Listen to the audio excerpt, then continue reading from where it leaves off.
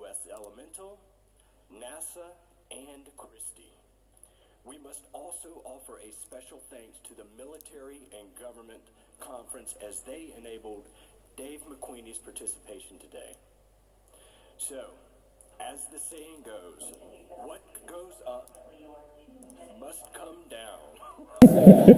What goes up must come down, except when what goes up goes into outer space. And that is what makes the first ever red camera to go to the International Space Station so special. This camera was a vital tool used to further our scientific studies and the interests of NASA's space exploration. It recently returned to Earth, so it did successfully come down.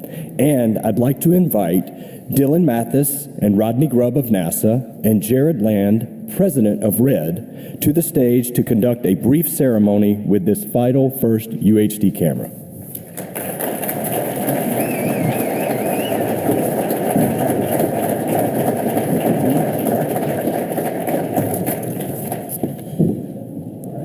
In 2015, NASA and RED collaborated to fly a Red Epic Dragon to the International Space Station. This camera has served us very well and has recently returned to Earth after 437 days in space. And it was replaced by another Red Epic Dragon, and it will help us to continue to probe deeper into the mysteries of space. With Rodney Grubbs, I'm Dylan Mathis, as principal investigators for this project, we would like to present to you the first camera back from space. Thank you.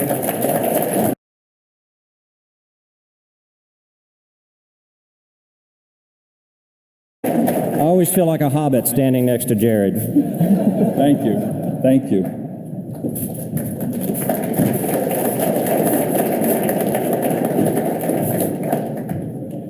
Thank you again, Dylan, Rodney, and Jared. That is very, very cool stuff. And now it is my pleasure to introduce Carolyn Giardina, technology editor at The Hollywood Reporter, to set the stage for the panel discussion, including our first ever live ultra-high definition conversation with the International Space Station commander, Peggy Whitson, who also just happens to be the U.S. astronaut with the most cumulative time in space.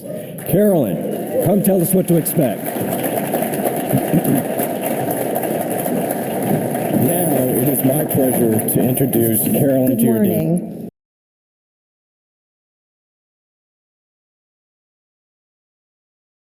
Technologies and inspire one another. This includes technologies such as 4K and cloud.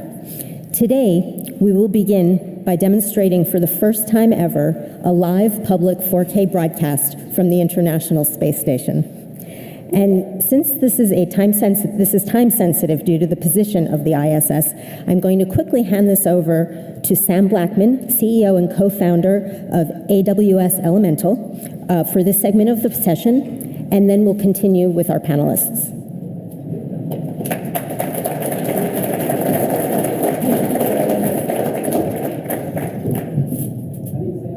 Who's excited?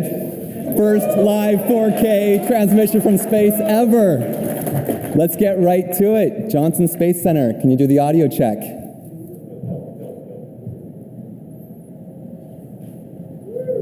Coming.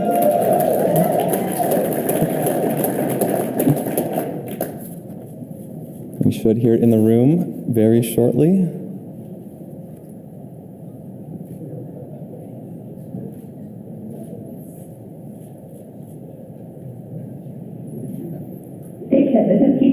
Are you ready for the event? Yes, we're ready for the event.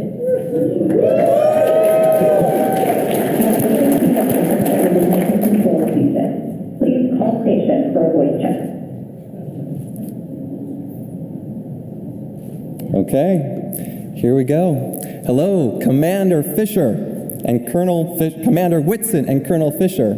It is an honor for all of us and those online to join you and all of your colleagues at NASA in the first ever live 4K stream from space. What is the ISS position in orbit right now?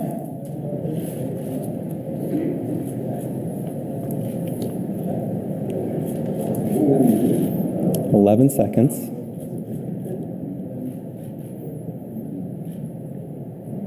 Well, we're just passing over Baja, California, and we're heading in an arc over North America. By the time we finish talking, we'll be over Central Africa. Wow. Amazing, amazing. Before we learn more about NASA's use of Live 4K, I'd like to share about Peggy's exciting achievement that was recently made on the ISS and in space. Peggy, you've made 8 spacewalks, and you recently set the record for the most days in space by an American astronaut. Congratulations.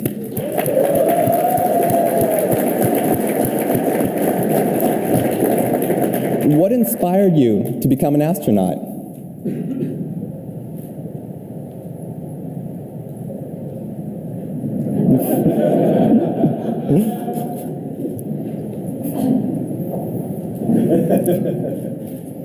Actually, when I was growing up, I saw the first men walk on the moon, and I thought, wow, cool job. Of course, it didn't really become a goal of mine. It was just a dream. But when I graduated from high school, the first female astronauts were selected. And that's when it truly became a goal for me. Luckily, I had no idea how hard it would be, and I just worked really, really hard and spent a lot of years getting there, and a lot of hard work. But in the end, I got lucky, and some of that work paid off. So it's been well worth the journey, for sure. Well, it's an inspiration to thousands of students in the United States and the entire world, so thank you so much. Now, of course, we're calling from the NAB show here in Las Vegas, where next generation broadcast and production technology comes to life. Are there any films about space that have truly inspired you?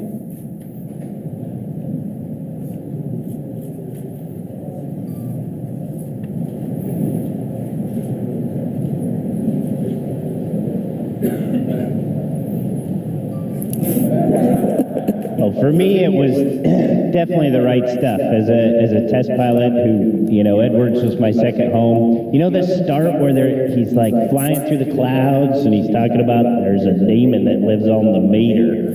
And then the plane crashes, it explodes, it goes to color. That's just so awesome. And then also Spaceballs, because we're basically flying at ludicrous speed right now. Yeah, okay.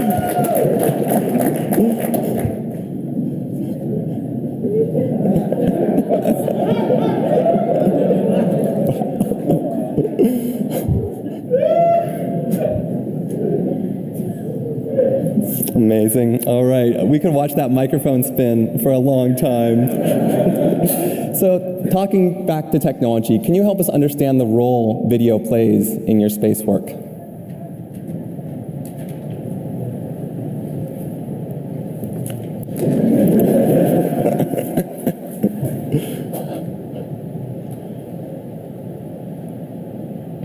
Well, when we're traveling at 17,500 miles an hour, there's a lot of data going by even just looking at the Earth below us. And because we're traveling once around the world every 90 minutes and the Earth is precessing underneath our orbit, we get to see all over the world. And we're in different places each time we pass over a particular area. And so it is amazing amount of data that allows us to capture some of that in high resolution. But actually inside the space station, we're also capturing a lot of data, high data resolution for the scientific experiments. Inside the racks that we have around us, we have many different types of experiments, either cell cultures, microbiological cultures, protein crystallization. We're doing combustion experiments, and lots of studies looking at different physical properties. So it's very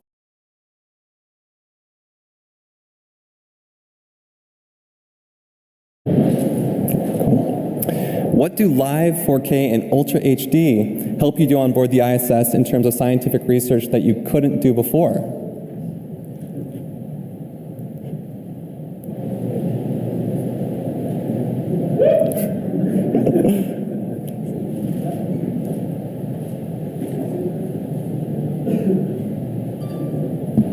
Well, I think Peggy mentioned a lot of the reasons. You know, with these new cameras and new technologies, we're able to get higher resolution, higher frame rates, to capture different science for some of our experiments, ultra slow motion for some of you. Feel like you're there. I mean, if you look really close, you can probably see into my pores right now. Granted, nobody wants to see there, but everybody wants to see the Earth from this vantage point. And by looking down at the Earth with this amazing new technology, we're able to inspire an entire new generation of explorers. So I think probably the biggest impact that these technologies will have is bringing everyone else on the planet to see these amazing sights that we get to see every day and inspire them to push beyond just living on Earth. Absolutely, yes. Yeah. All right, so the moment I've been waiting for. Can you show us some experiments in space in live 4K?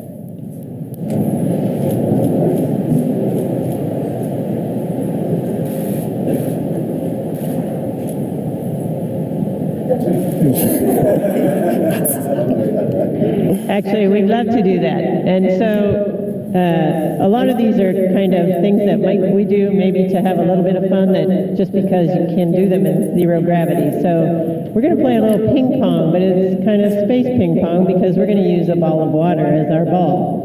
So Jack's going to build a ball of water here with the pushing water out of the straw of the drink bag. He's got a little ball of water, and we're going to play ping pong.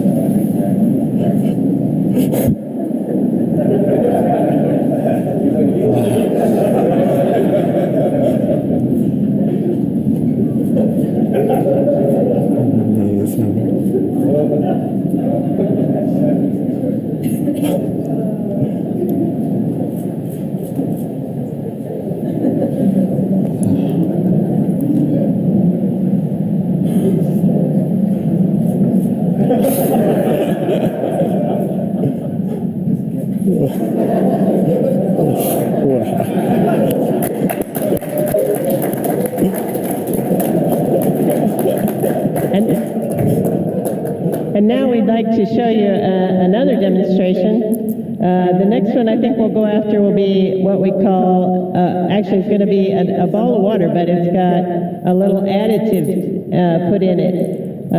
We're going to add a little Alka-Seltzer to this bowl of water and let you see it.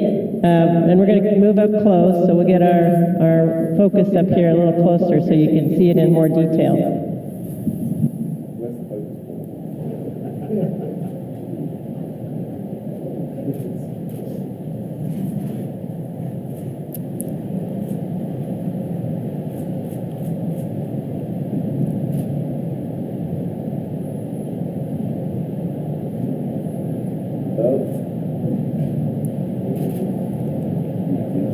Wow. Amazing.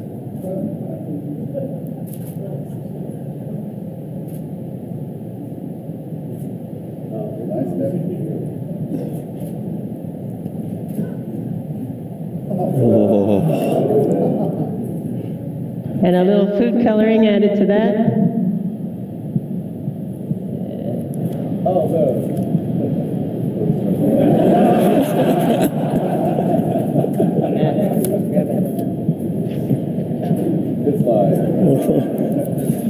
And of course, all of these things are happening because of the surface tension plays such a big role, and it's not impacted in zero gravity by the forces it is on Earth. So that's really a fun way to demonstrate that. Another really interesting thing is something called thin films, and you can do that also here in zero gravity. But we're going to get set up for that one.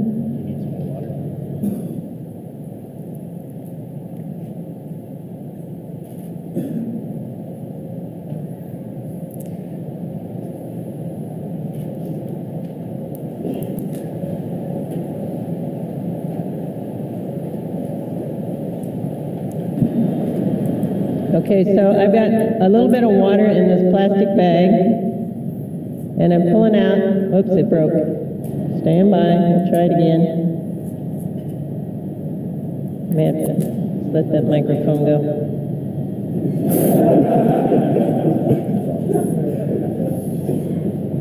That is a benefit to PRs in space. You really don't have to hold your mic. Okay, I gotta get the water shoved over here to the side.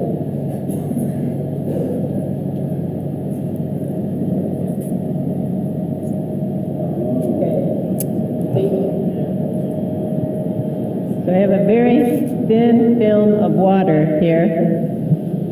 Okay, and Jack's got a little bit of food coloring we're going to add to it.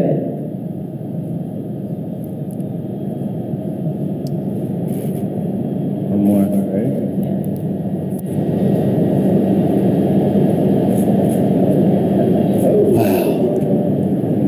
Oh, that's great. Come back. It's amazing. Peggy, Jack, I don't know if you can hear the oohs and ahs in the audience here, but it's tremendous.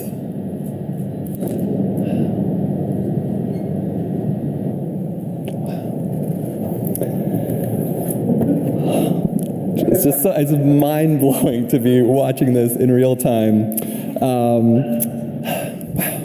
How do you imagine the future of NASA in terms of where advanced imaging technologies will take you next? Say maybe Mars?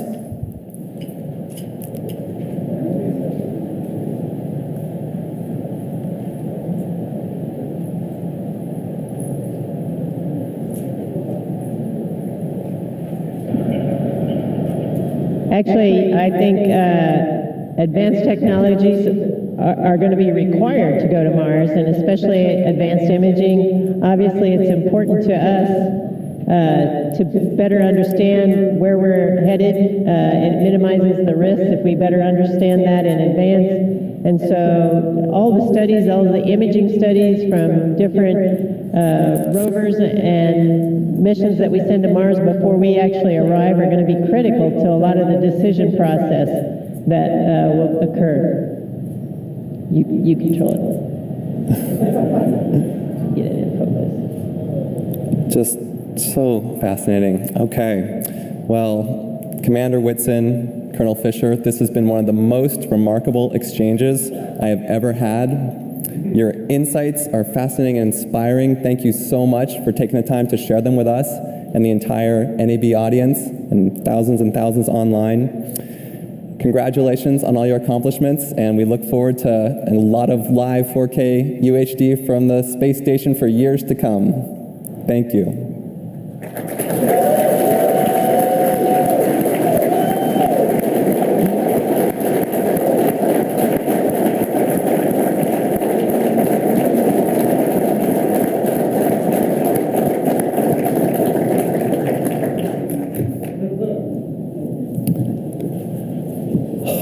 Wow.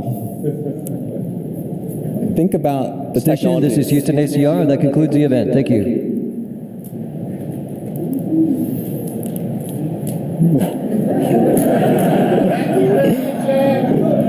Thank you so much. One more round of applause. Thank you to all of the participants at the Las Vegas Convention Center. Stations, please stand by. We are now resuming operational audio communication. So the number of technologies that goes into making an exchange like that possible, seeing how the teams from NASA and AWS Elemental have worked together over the past month, the amount of technology from those networks coming down from the space station, from 4K encoders, from distribution over CDNs to thin film displays all around the world, it all builds on itself to make something like this possible.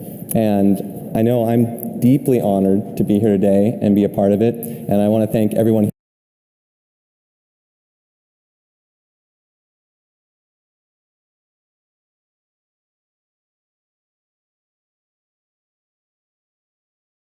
here so much for taking the time to come and see history in the making here at NAB. Thank you.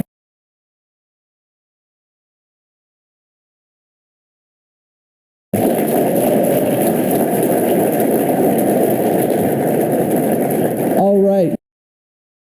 Next up to explain how this magic actually works, can Carolyn come back up to the stage, please, along with the panel that's going to be explaining all the amazing technology to us. Thank you again.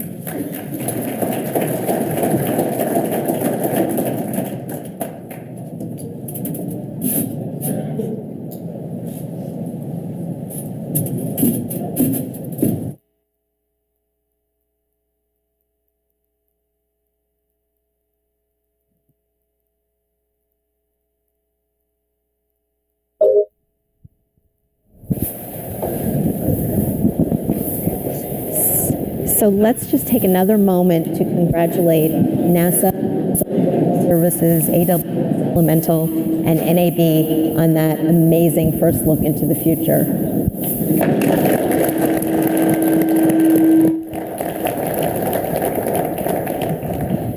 We'll talk more about that in a few minutes, but first let me introduce our panelists.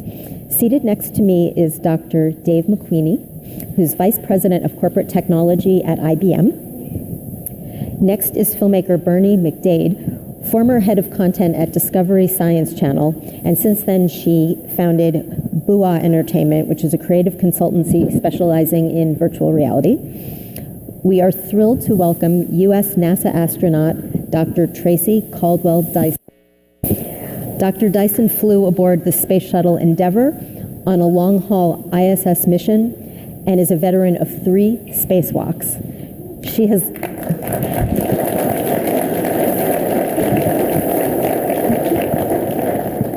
and she's logged more than 188 days in space. Oops. Also with us this morning is Khwaja Shams, Vice President of Engineering at AWS Elemental, and also a veteran of NASA's Jet Propulsion Laboratory. And last but not least, we have Rodney Grubbs, who is the NASA Imaging Experts Program Manager and chairs the NASA Digital Television Working Group. So welcome, everyone.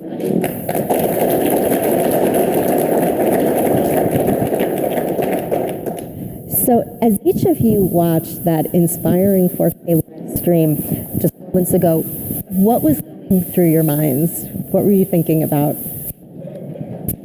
thing that occurred to me was when the first moon landing, 600 million people watched that landing on a grainy black and white television. I'll start again.